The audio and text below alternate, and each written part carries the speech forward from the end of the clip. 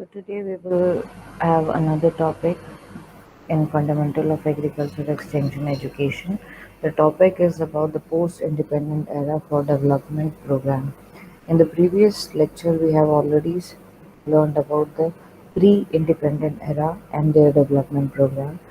Same as after the independence also, most of the projects were going on, and these projects were for the development of the rural life, and basically they were trying to develop the agriculture field and how the extension education is going to help them to attain a certain level of stability so that the people can understand what is the importance of development program for them and why they should develop in the sector of agriculture, because as we already know that after the independence everything was almost gone. No source of money was left. Less people were trying to interact with each other. There were so many disparities which were left behind. There was no infrastructure. There was very much lack of so many things was going on. So, so the government started some of the development programs that were going to help them people for understanding their um, way of doing the agriculture things.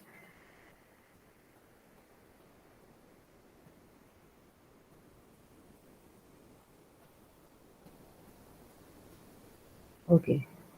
The first project that was initiated after post-independent era was Etava pilot project that was initiated in 1948. This project was started by Albert Mayer, who was from US, who came to India as a warrior um, at a village level, at a village, and he called Maheva, which is in UP, and a project for he has a project for development of Etava district in UP, and with he has some of the objective that he was going to have while projecting in Etava project. So the project has the following objectives. First one, to know the degree of productive and social improvement through self-confidence and cooperatives.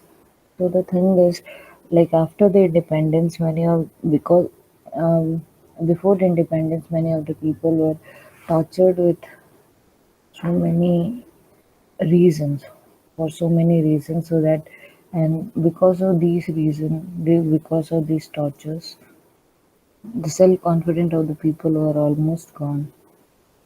And if you talk about the society, so the society was not at all stable, and people were not able to understand like what is their main culture, or how to follow that thing, how to maintain that thing. They were living together, but they don't have any motives. Cooperatives were not there because everything was under the British rule, so nothing was involved by them. Before we have studied, like so many projects were going on, but no projects were trying to uh, like develop some area where it is stable. So every project which was going on before were unstable. So this project, Itawa pilot project, was introduced first of all to improve the social improvement, to improve to know the degree of productivity and social improvement. So, and then self-confident, increasing the self-confident and cooperatives, so the people can earn by themselves. Second was to find how quickly this result could be attained. So, actually, uh, people were in such a poverty that they were not able to have food and shelter. So, this project was looking forward for a result, good result, so that the people can settle down as fast as possible.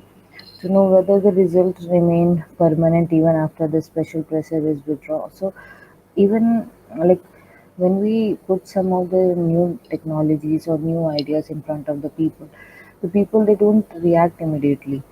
They take time to understand everything, and when they understand anything and they want to initiate, so many of the some pressures like family pressures, the economical pressure, social pressure, political pressures are there, which pressurize them to withdraw from the results, withdraw from the project outcomes, and then it results in withdraw them from outside, and they become unable to understand like how to carry out this project. So uh, his third Mr. Albert Mayer's third objective was to see whether this thing is permanent or not. If it is permanent, to which extent the pressure can be done, and how much the people can uh, have the pressure, and then they can go forward. The fourth objective was to assess how far the result was reproductive in other places. So Mr. Mayor, he came directly to the village of Maheva in UP, in district of Etawah. But this project was solely associated with Etawah development or Etawah thing. He did as a pilot project there. So he wanted to know whether this, if I go on with this same objective, whether these objectives will be carried out in other states or other places, other villages also or not. So in the project, development officers at various level were posted. So um, different development officers were there. At village level, they have multi-purpose village level workers, which we call as VLW, with 4 or 5 villagers under him. So one person was responsible for 4 to 5 village to make them aware of the all the objectives of the Itawa pilot project, and the entire project was sponsored and governed by government of Uttar Pradesh at that time. This project work were by and large similar to some earlier projects. So there was nothing new in this project. Everything was similar to the earlier project like Shanti Niketan projects, Sarvodaya project, Mysore conference project, economic conference of Mysore. Then there was national village service was there. So all these projects were working on um, agriculture, was working on cultural practices, was working on every aspects of agriculture. So this project also looked on the same factor, like improvement of variety seeds, improved variety seeds, introduction of them. Like if they will have those improved variety seeds, then they will be able to produce good kind of uh, crops, and they can sell in the market, which according to him, according to Albert Mayer, it was the first thing to have a cooperative society where they can sell or buy the products. Then the second one was chemical fertilizers were introduced so that they can grow very good crop without any pesticide attacks, and the yield should be good. Improved implements, like maybe that time the way of irrigation was improved. That time transportation was done. That time the way of cropping was introduced. So all these things were there. Then plant protection measures should be there.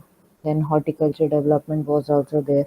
So how does this food crop are going to be beneficial if the food crops like the staple crops like rice or wheat were not that much enough because of the weather, and also how they can develop to the agricultural horticultural development. Soil conservation was most important because um,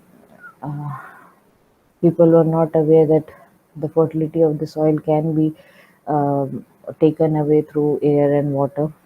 So they wanted to conserve the soil. So they have to have some measures to protect the soil so that it doesn't drain out or that it doesn't erode to the other places and making the place barren.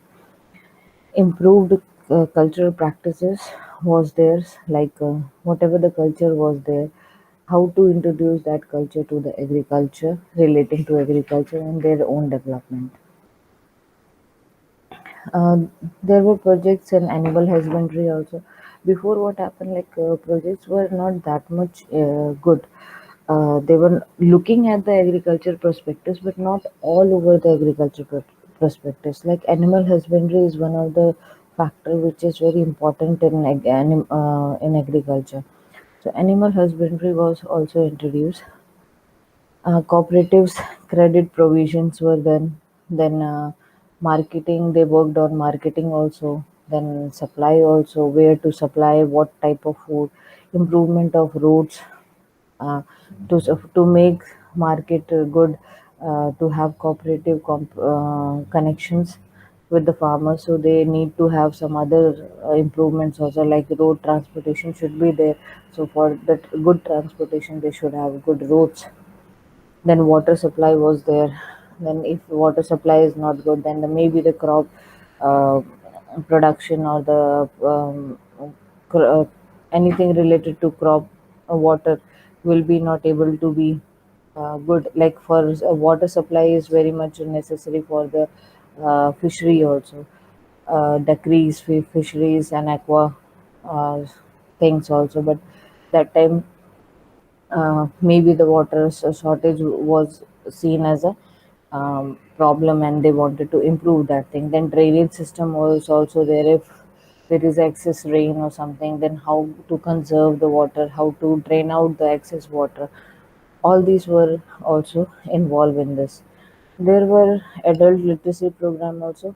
So not only just about the agriculture, but they thought about the people self increasing the self confidence. So if the adults are educated, it is directly seen that even the children of that family are also educated, or the younger family members are educated.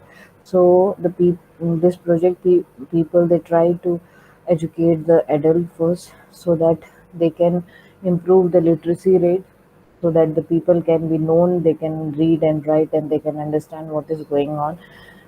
Then tour for the farmers were arranged, like if there is some projects that they have done a sampling of some crops for improvement for fertilizer application, and what is without fertilizer application, how new variety seed and the old way of methods and all. So these tours were made to acknowledge the farmers, to know about the what the things were going on around, and how they can, if they adopt these practices, how these practices are going to be beneficial to them. Village leaders were there. So village leaders training camps were there. Like without uh, it is not possible for anyone to come out from a village and say that I am the volunteer and I will teach you how to do this project. People, they understood that thing, that we need to train some people so that they can train the whole people in their own ways. So they have some camps for them also, who want to voluntarily come for their leadership, and they train them to uphold their leadership, to improve their leadership, and teach the methods they wanted to do. Then mass contact programs were done, like some like uh,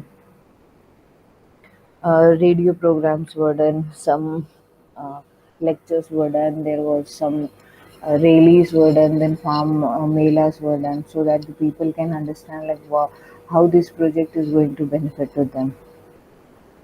The total expenditure was 1.54 million rupees. Of that total expenditure, only 1.3% was on gra- grants in aid and subsidies. So even though the government of UP was supporting this project with a huge amount of money, but there was still a lag behind this project, that only 1.3% of the money was given for subsidies and all. So uh, we can say like it was a good project, but it was not. that much friendly to the farmers. So this was a very little share. Okay, it also did not distribute material of any kind at a free of cost. So, like whatever they were demonstrating, also they need to pay for that. Whatever they are going to, like even for the uh, fertilizers, even for the new variety seeds, even for um, plant protection measures and all, horticulture things, practices and all, soil conservation practices and all, everything was paid. So we can say that it was a self-help, means we have to do it by our own self. No, only advice was free, nothing was given for free of cost. So this initially this project was started in 64 villages. After 1 year, the number of the village covered by the project went up to 97, and in 1951, another 125 villages were introduced. So, this project was somehow benefiting to the farmers and to the government also, indirectly to the government and to the economy of India. So, the uh, this project went on growing from 64 to 97, and then in 1951 it went to 125 villages. So we can say in 4 years there was a huge remark of demand of this project, and people were trying to uh, be a part of this project. Finally, this project was uh, merged with the National Extension Services block. So, uh, like it was very difficult. Maybe that time it was very difficult for a single person to handle everything. So, as government was already funding this project, so they merged this program with National Extension Service (NES) block. Okay, the most convincing achievement of this project was in agriculture, like I have already told, particularly in wheat production. Like a new introduced variety of seeds were there due to the adaptation of improved production technologies. This project solved the problem of unemployment. Like if the uh, production was good, then the people were required for cutting the crops, for threshing it, for bundling it, for marketing. So the employment also increased, and the people were most of the time employed because of these uh, technologies or these project outcomes. There were 53.3% expenditure on capital work, which result in making available of good roads and other structures. So, for storage of the, there were so many big storage was done, which we in Hindi we say as a godams were done, so that the people can store their crops, like wheat and all, so that their grains, so that it can be transferred to the people whenever the market is there. Then this project was success in Itawa could not be retained after mayor departed in 1957. So uh, everything has a end. So this project also went to end after the Albert Mayer. He went back to his country, and in 1957, and the person was, and this project was already closed. So we can say that these projects were important for them, and whatever the things were done in this were important because this was the first project that was initiated after independence, and it also took all the ideas of all the previous project and went forward for this thing. So we can say that if you conclude in some of the points, like what was the most important thing in this was, first, it was a government funded.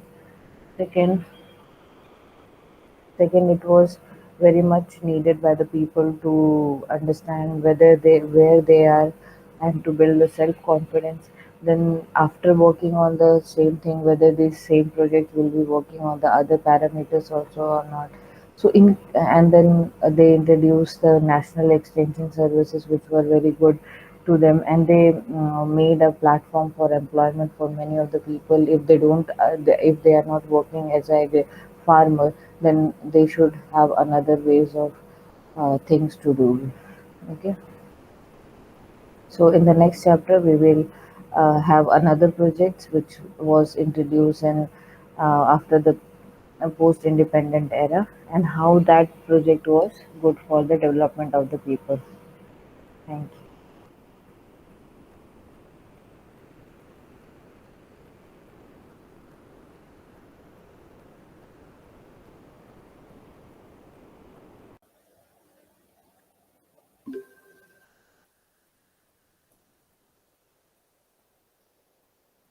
So there are in India there are more than 2,800 caste and subcaste with some differences.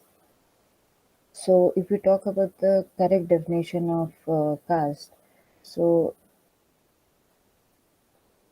Lenberg in 1968 he defined the caste as a caste is a society category whose members are assigned a permanent status within a given society hierarchy and whose contacts are restricted accordingly. So here the definition has already made a clear view about the caste, that it is a society, means it's not origin of a human being, but it is originated from the society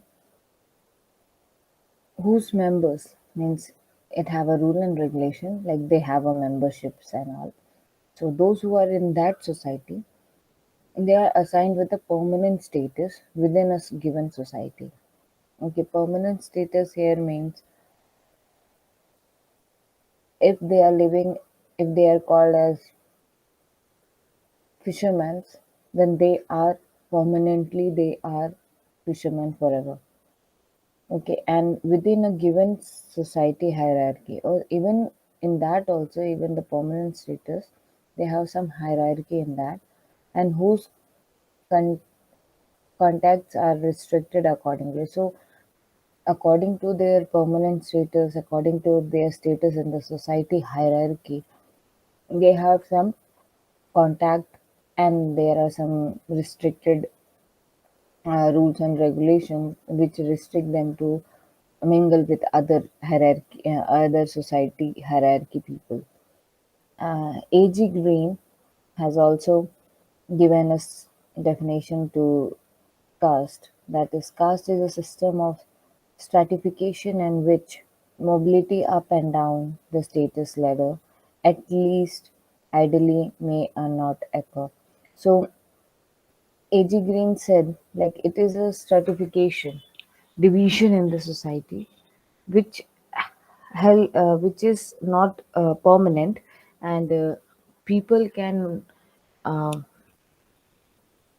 take efforts to go up in the hierarchy and come down in the hierarchy according to their status. If they increase their status or if they improve their status, they can go up. If their status has been affected by different things, then they can come down.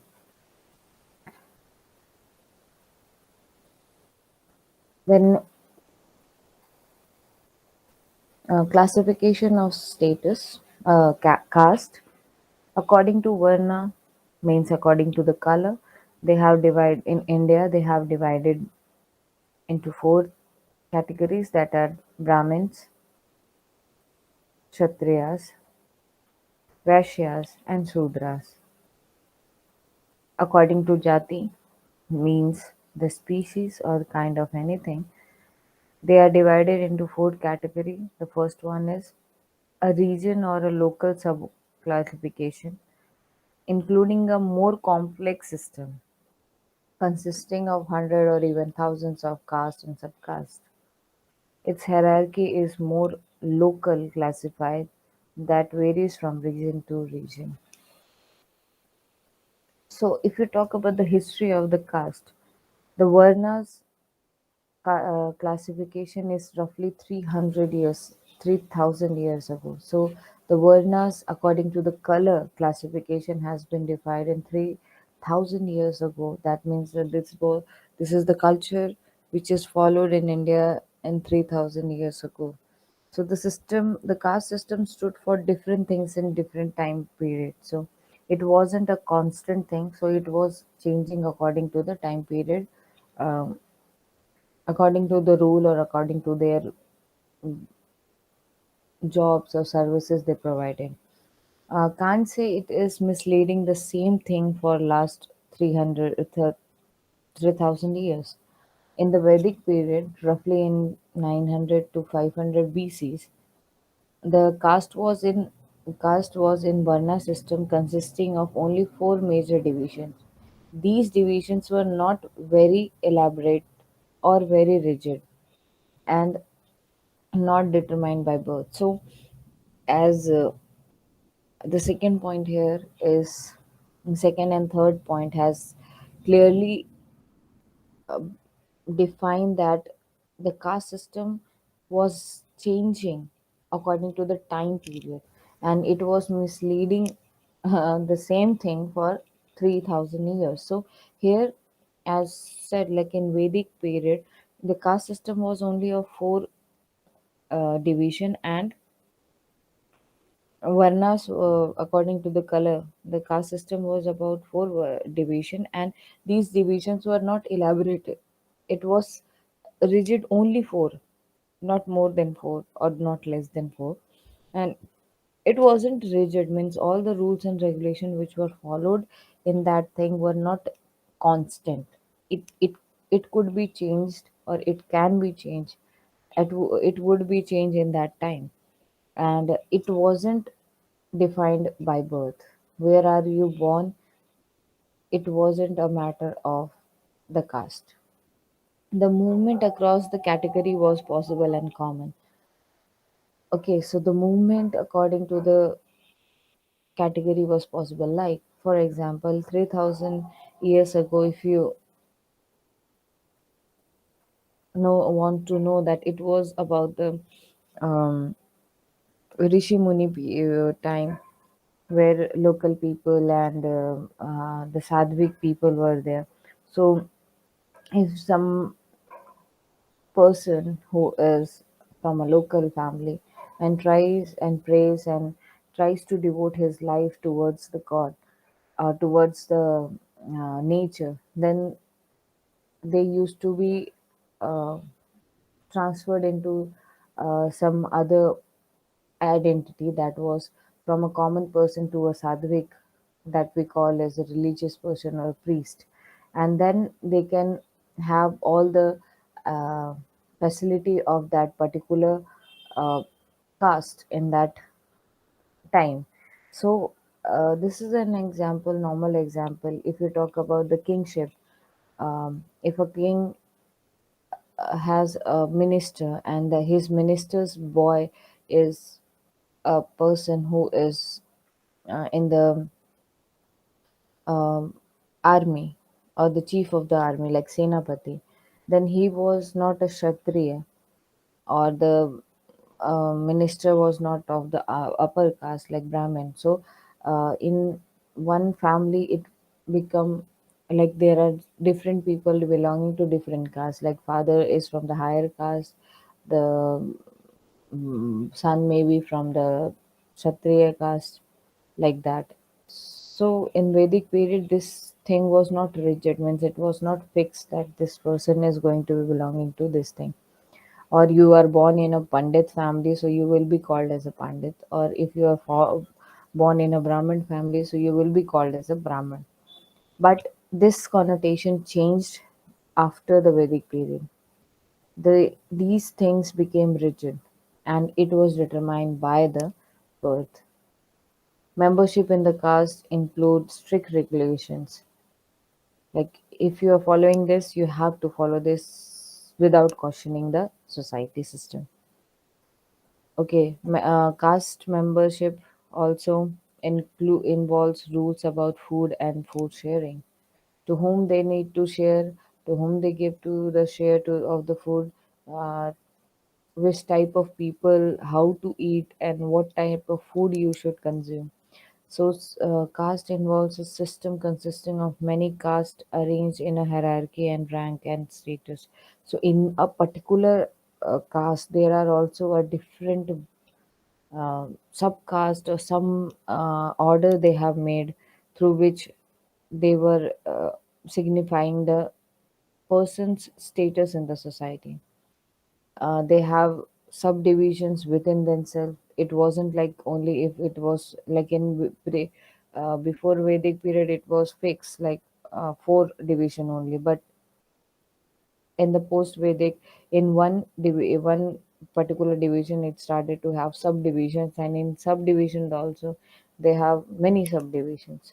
So caste was traditionally linked to the occupation. So now, and before it was related to the work we have done, or the um, it was flexible, but after the Vedic period it started to be rigid, and it was fixed what type of occupation you are following, and through this occupation what you will be called as.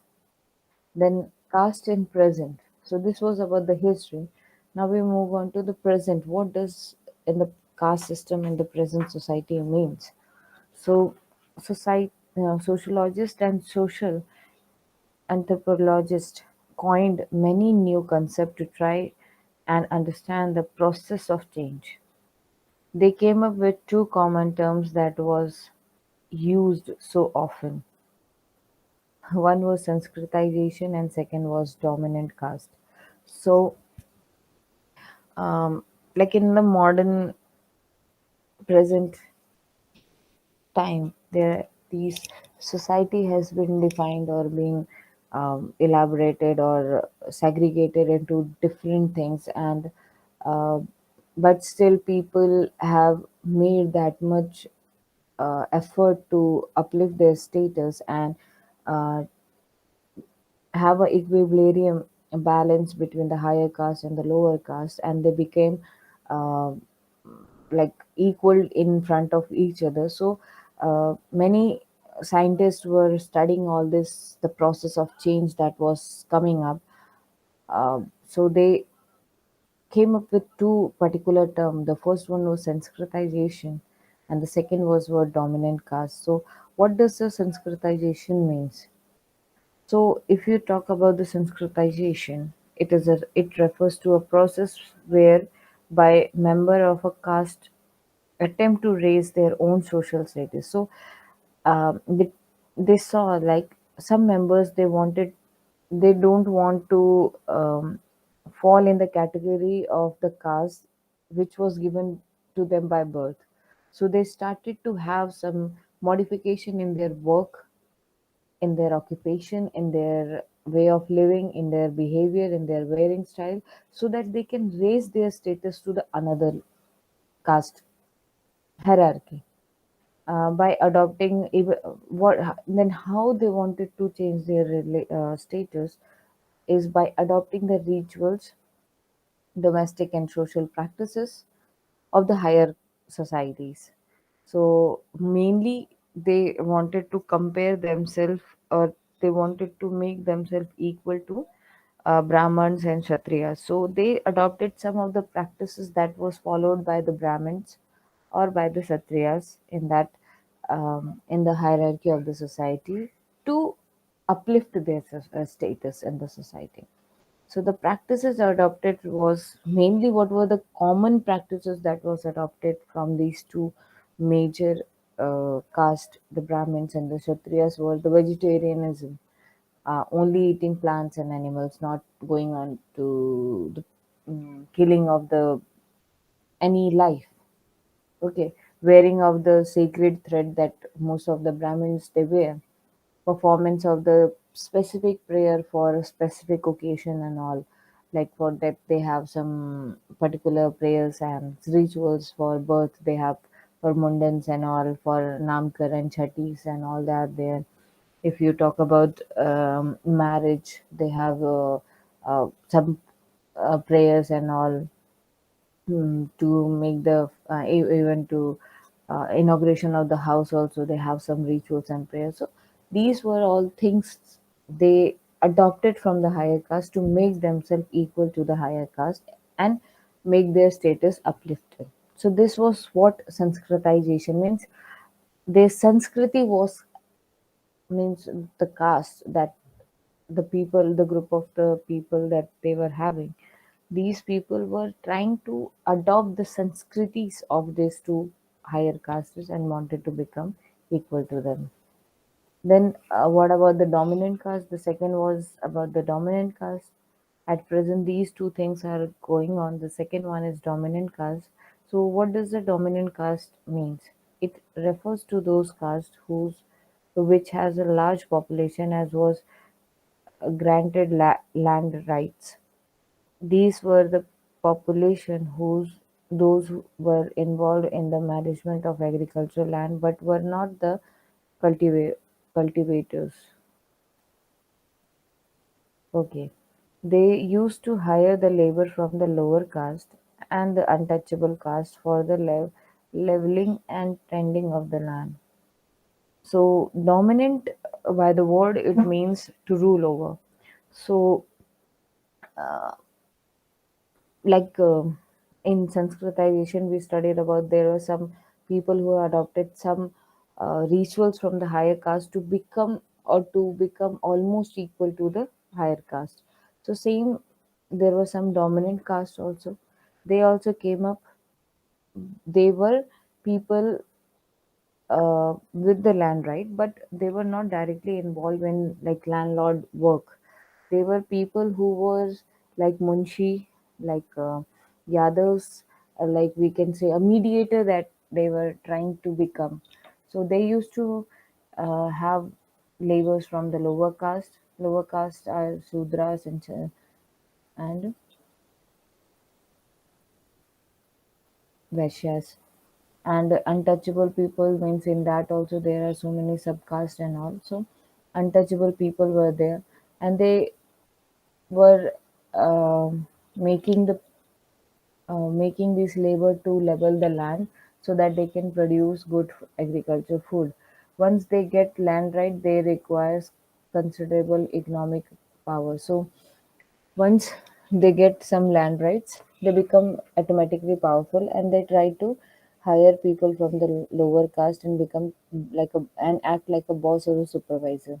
So these intermediate castes become the dominant caste in the countryside and played a decisive role in regional politics and agri-economics. So these people mostly their occupation, this caste occupation was about agriculture.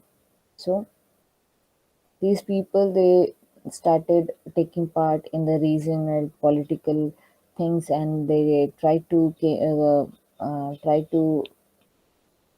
come up with agriculture economic, try to help the uplift the agriculture sector and wanted to gain some monetary or the financial support from this agriculture. So if you talk about who are these, so there are some examples that has been given in this is our Yadavs from Bihar and Uttar Pradesh, the Reddys and Khammans from Andhra Pradesh, the Marathas from Maharashtra, the Jats of Punjab, Haryana and Western UP, Uttar Pradesh, and the Patidars of Gujarat.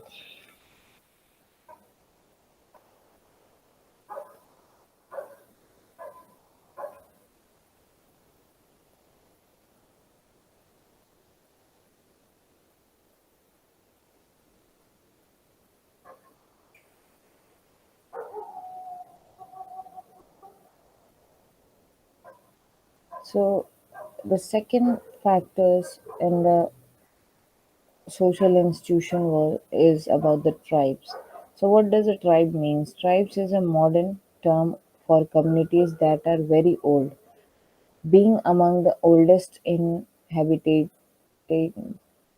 and subconsistent con- contains.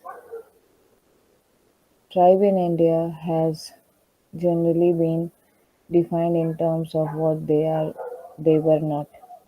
They were communities that did not practice a religion with a written text.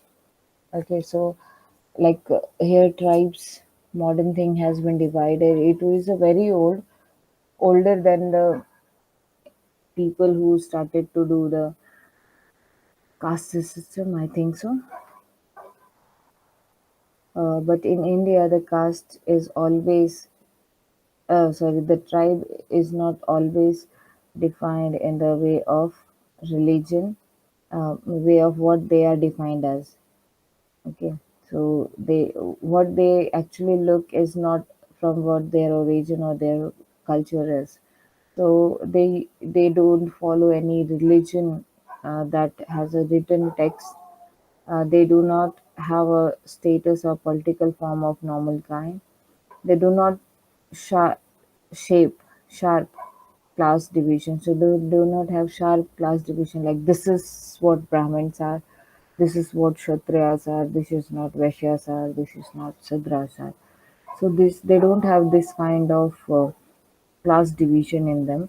So they do not have caste and were neither Hindus or the peasants. So they were not falling in the most of that category that Hindus or they were not farmers also. So they were divided into trades. The first one was permanent trades and the second was acquired trades.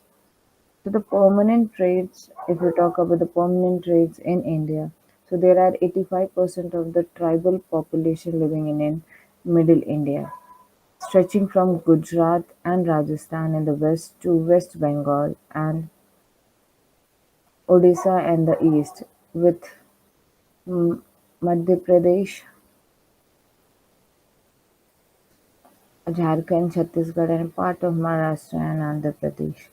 The remaining 15 out of which 11% is in the northeast states, leaving only 3% in the rest of the country.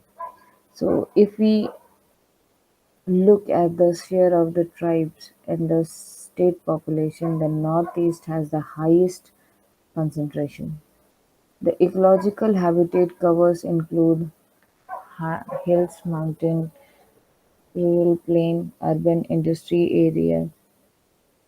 In terms of language, they are divided into four categories: Indo-Aryans, Dravinas, Dravidian,